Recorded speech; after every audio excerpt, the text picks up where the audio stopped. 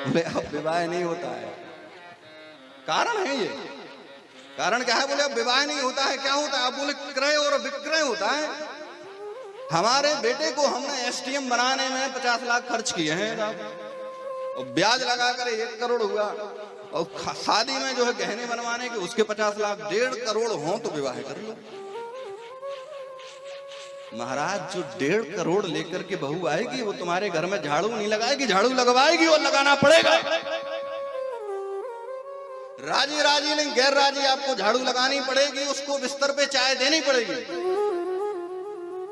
क्योंकि वो आप उसने तुम्हारे बेटे को 1.5 करोड़ देकर के खरीद लिया है। क्यों करेगी काम? पहले समधी हुआ करते थे, होते तो आज भी हैं लेकिन है नहीं। सम माने बराबर, धी माने बुद्धि। पहले संबंध देखा जाता था कि ये हमारी बराबर की बुद्धि वाला है कि नहीं है, इसके विचार हमसे मिलते हैं नहीं मिलते हैं, इसके आचार हमसे मिलते हैं नहीं मिलते हैं, इसकी परंपरा हमसे मिलती है कि नहीं मिलती है। जब इन सारी चीजों का निर्वहन किया जाता था, एक बेटी पूरे घर का निर्वहन करती थी, 50 लोगों को बना के खिलाती थी, लेकिन घर में खटपट नहीं होती। क्यों? बोले पहले विवाह होता था, अब तो विवाह नहीं होता है, तो अब तो विवाह होता है।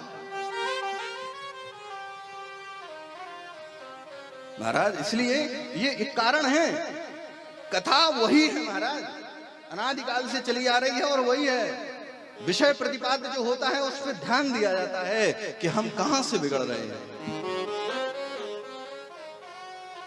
जब आपकी यहां से विवाह से ही आह निकल गई तो आगे तो महाराज सब ऐसे ही है।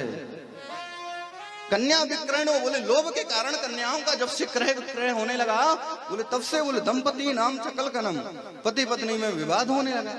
पति कहेगा हमारी माँ बीमार है, सेवा करो, क्यों करें सेवा, इस बात को लेकर के विवाद होने लगा है।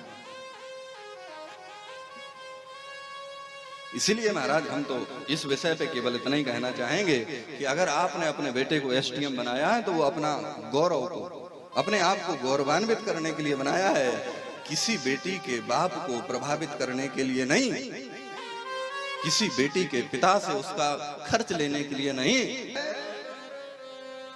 उस दिन घर कहां से कहां पहुंचता है।